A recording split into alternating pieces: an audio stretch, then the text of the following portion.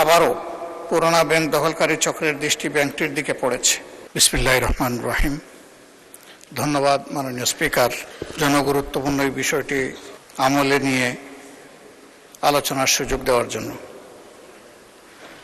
যেহেতু ইসলামী ব্যাংক বাংলাদেশ দেশের সর্ববৃহৎ বেসরকারি ব্যাংক, দেশের মোট রেমিটেন্সের একটি উল্লেখযোগ্য অংশ এই ব্যাংকের মাধ্যমে দেশে আসে।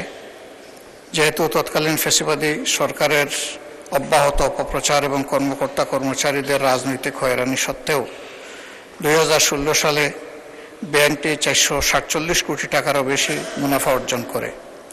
সে সময় খেলাপি বিনিয়োগের হার ছিল মাত্র 4%। কিন্তু পরবর্তীতে ফ্যাসিবাদী সরকার নজিরবিহীন উপায়ে ব্যাংকটির নিয়ন্ত্রণ দখল করে এবং ব্যাংক লুটপাট ও অনিয়মের মাধ্যমে শুধু এই ব্যাংকেই নয়, দেশের সামগ্রিক অর্থনীতিকে মারাত্মকভাবে ক্ষতিগ্রস্ত করে। এর ফলশ্রুতিতে 2024 সালে ব্যাংকের মুনাফা আশঙ্কাজনকভাবে কমে যায় এবং শেয়ার হোল্ডারদের কোনো লভ্যাংশ প্রদান করা সম্ভব হয়নি।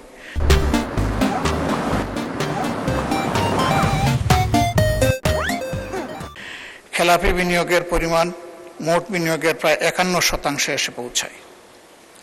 যেহেতু ফ্যাসিবাদ পরবর্তী সময়ে ব্যাংকটি ধীরে ধীরে ঘুরে দাঁড়াতে শুরু করে এবং গ্রাহকদের আস্থা পুনরুদ্ধারের পথে অগ্রসর হচ্ছিল, 1 বছরের ব্যবধানে ব্যাংকের মুনাফা 108 কোটি টাকা থেকে বেড়ে 137 কোটিতে উন্নীত হয়।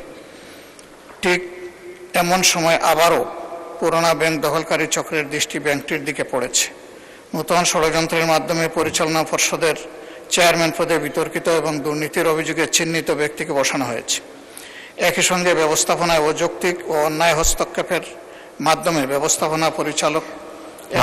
মাননীয় বিরোধী দলের নেতা, আপনি তো পরে আবার বলতে পারবেন, এই পর্যায়ে সংক্ষিপ্ত করেন, পরে আবার বলবেন। এতটুকুতেই রাখতে পারি।